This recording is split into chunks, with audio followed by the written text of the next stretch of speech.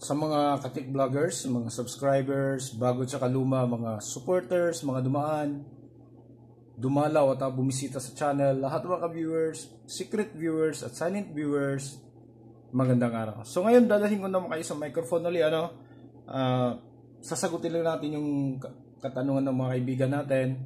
Mismo, hindi to comment doon sa content natin, kundi kaibigan mismo, personal na nagtatanong sa akin kung totoo ba raw yung mga nakikita nila sa YouTube, sa Facebook, na mga video na isang capacitor tapos natatanggal na yung tinatawag na microphone feedback. So katulad nito, ito yung mga ginagawa Ayan. So totoo naman talagang natatanggal yung feedback.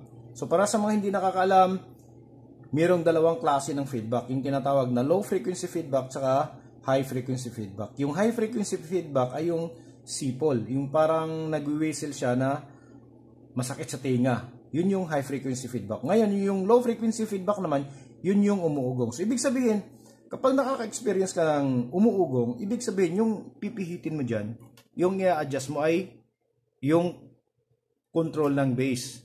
Katulad nito, meron siyang EQ low. So ito yung mataas, kaya bawasan mo yan. So kapag naka-experience ka naman ng sumisipol, bawasan mo yung treble control. Okay? O kaya yung mismong mic volume yung bawasan mo. O minsan nandoon din sa sobrang taas din ng level ng bass and treble control o kaya yung main volume ng amplifier. So ganun din. So ano bang dahilan ng isa sa mga dahilan din ng microphone, tawag nito, microphone feedback. So ang madalas na dahilan ay yung di ba? Yung sobrang taas ang mga control level natin, either tone control or sa main volume. Yun yung isa sa mga dahilan. Meron pang isa na madalas na nakikita natin kapag nagkakaraoke, yung paghawak ng microphone mali. So ginagaya kasi natin yung mga stage performer na nasa stage kung saan nila hinahawakan. Okay? So tingnan nyo yung maigi, yung mga professional singer. Hindi yan humahawak dito kapag nagbibidyo lang sila, kapag nasa ordinaryong kantahan lang. Pero kapag nasa stage na yan, pwede nilang hawakan dito, ito. So ang tamang hawak ng microphone po ay hindi dito. Ay hindi dito, dito. Okay, so ito yung purpose nito mga butas-butas na to. Kailangan yung pinasok mong signal dito ay huwag magtrap sa loob at babalik. So kailangan makalabas yan. Kaya hindi mo pwedeng takpan ng ganyan. Magkaka-feedback at magkaka-feedback po talaga yan. Yung kasi, yung mga stage performer, kapag nagko-concert sila o malaking event, yung microphone na yan ay nakasaksak po yan sa tinatawag na feedback killer or feedback eliminator. Okay?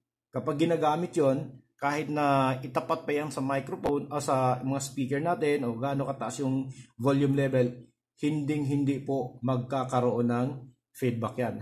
Either high frequency feedback or low frequency feedback. Okay? So ulitin ko, ang tamang paghawak ng microphone ay nandito. Hindi dito. Huwag natin takpan yung mga butas dito dahil ito yung purpose niyan kung bakit may mga butas dito sa tagiliran. So ipaparinig natin kung ano yung tinatawag na high frequency feedback. So sandali lang dahil nga masakit sa tainga to. Okay? So ito yung high frequency feedback. Ayan. Ito naman yung low frequency feedback. Yan.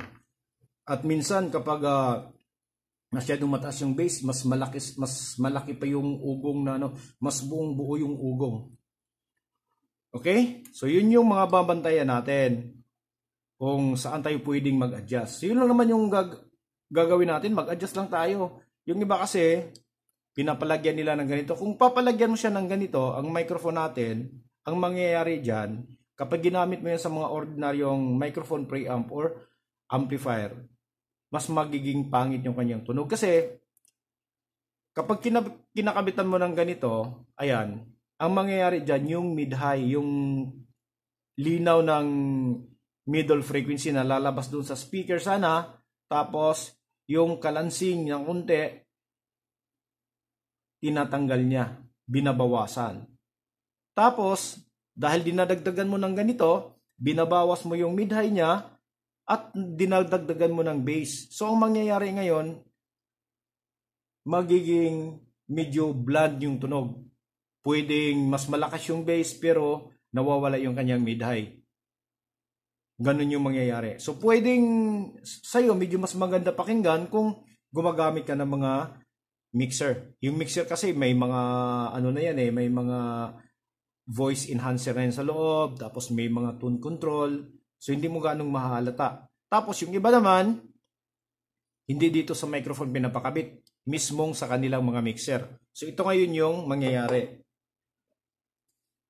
So meron tayong typical na ordinaryong dynamic microphone preamp So ang ginagawa nila doon, ito yung input, ito yung ground. Okay? So nagdagdag lang sila ng ganito kapasitor. Ganun lang Sa input nilagyan ng kapasitor tapos nakakonekta sa ground. Ganun lang. Okay, ganun lang. So malilimitahan yung, ulitin ko, malilimitahan yung high frequency feedback pero posibleng tataas yung low frequency feedback kapag tinataas mo yung level ng bass control dahil nagdadagdag ka ng capacitor. Okay, so katulad na lang ng mga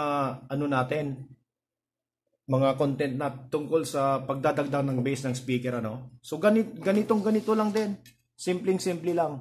Kapag nagdadagdag ka dito ng capacitor ng ganyan. Halimbawa, pagpalagay natin 22 microfarad, 10 microfarad o mas mataas pa.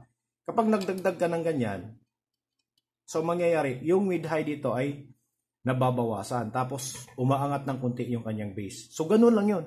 Ganun na ganun din yung mangyayari dito. Okay? Dahil yung coil dito sa loob ay tinatawag na moving coil. Ito naman, ang coil dito sa loob ay moving coil din. So, pareho lang yung trabaho nila. So, ito lang ay nagpapalabas. Ito naman, tumatanggap para pinapasok pa doon sa circuit. Pero halos magkakapareho din yung kanilang trabaho. So ganun yung mga mangyayari dito sa microphone natin. So ngayon paparinig natin kung ano yung tunog ng microphone na meron siyang nakakabit na capacitor. So buksan natin to. Ayan, so ito yung boses natin ngayon. Ayan, may capacitor yan. Tingnan nyo ng maigi. Ayan, nakakabit yan sa input tapos sa ground. Okay? So, ito yung boses natin. Ayan, di natin pipihitin yan. So, naka level 6 yung ating slides. Dagdagan natin konti. Ayan. So, naka level 6 yung slide control natin. So, ito yung boses natin kapag merong capacitor na nakakasa. So, tatanggalin naman natin. So putulin natin bawas natin ito, putulin natin siya. Ayan, so natanggal na. Ayan, natanggal na yung capacitor. So balik natin sa level 6. Ayan, so ito na yung boses natin ngayon na walang capacitor. Ayan, narinig niyo naman siguro yung pinagkaiba kung ano yung kaibahan ng tinanggalan natin ng capacitor at saka yung merong capacitor na nakakasa. Kung gaano siya kalinaw. Yun yung downside na hindi sinasabi ng iba. Ayan. So, para sa mga gusto magpakabit, so pag-isipan nyo muna kung nararapat nga bang lagyan ng capacitor yung iyong microphone preamp, amplifier o kaya yung mismong microphone natin. Okay? So, at least nasagot na natin yung katanungan ng kaibigan natin. Sana mapanood niya itong video na to tungkol dito sa pagkakabit ng capacitor para matanggal yung high frequency feedback. Okay, so hanggang dito na lang siguro tayo. So maraming salamat. God bless at bye-bye.